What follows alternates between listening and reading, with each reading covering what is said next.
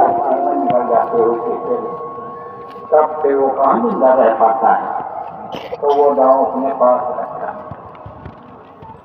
लेकिन पूरे नियम का जो समझाते हैं वो पालन करते हैं, पूरे नियम का पालन करते हैं। ये ड्रोन ना जो भी नियम होता है काल का उसका पालन करते हैं।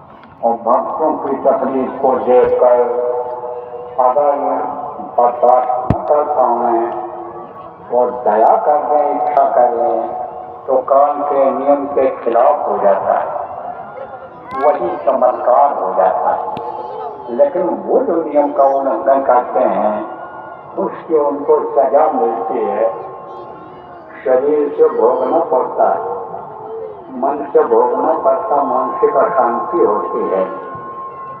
आप ये समझो, लेकिन परमार्थ के कारण संतन भरा शरीर वृक्ष कबो नहीं फल बखाए, नदी न संते नहीं।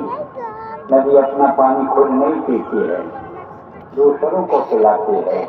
पेड़ अपना फल स्वयं नहीं खाता है, दूसरों को खिलाता है। इसी तरह से संत इस धरती पर आते हैं, दूसरों के लिए आते हैं, जीवों को समझा और बता कर निकालने के लिए। क्योंकि जो अपने घर को भूल गए, अपने पिता को भूल गए, जो असली पिता परम पिता जिसको कहा गया उसको भूल गए और यही के रिश्ते में फंसे हुए हैं। और ये जो 96 करोड़ सांसों की पूंजी हर इंसान को खर्च करने के लिए मिल रही है, उसको खर्च करते चले जा रहे हैं। अब आपको बताऊं कि संत जब नामदान देते हैं, आप कहते हो कि हमारी तकलीफ नहीं दूर हो रही। बहुत लोग इसमें हो बराबर आते हो और कहते हो हमारी तकलीफ नहीं दूर होती। तो एक तो आपको विश्वास नहीं होता है, जो बताया जाता है उसको बराबर करने का विश्वास नहीं होता है। आपको तुरंत फायदा चाहते हो।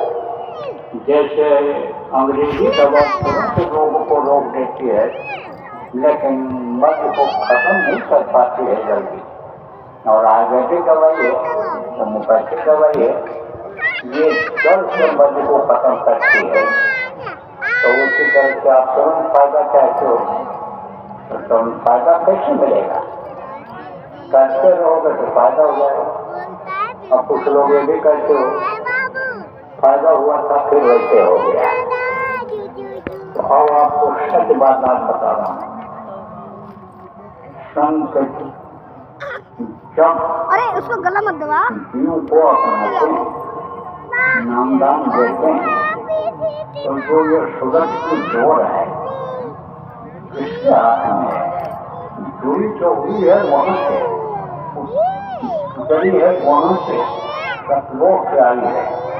लेकिन काल के हाथ में जैसा उठा है वैसा इसको इधर उधर घुमावे चलावे इस शरीर को, और जैसा चाहे वो करे। तो सदगुरु क्या करते हैं कि उस डोर को ले लेते हैं और जो कर्मों का पिछले जन्मों का जो कर्म है उसको वो जलाते हैं। आपके संगे वो लिखा पढ़ी जो किए हुए होता है, काल के यहाँ जो जमा होता है, और जिसका उसको भोग भगवाना है, जिसका फल भगवाना है, जिससे तकलीफ दिलाना है आपको, उसको वो ले लेते हैं और उसको फाड़ते हैं। बहुत कुछ तो नामदान देते समय ही फाड़ देते हैं। ये समझ लो कि 12 आना 16 आना में 12 यानी 100 में 75 वो उसको खत्म कर देते हैं। प्रारंभ कर्म संकेत कर्म पिछले जन्म के कर्म बचा 25%, 4 आना ये बचा, अब ये 4 आना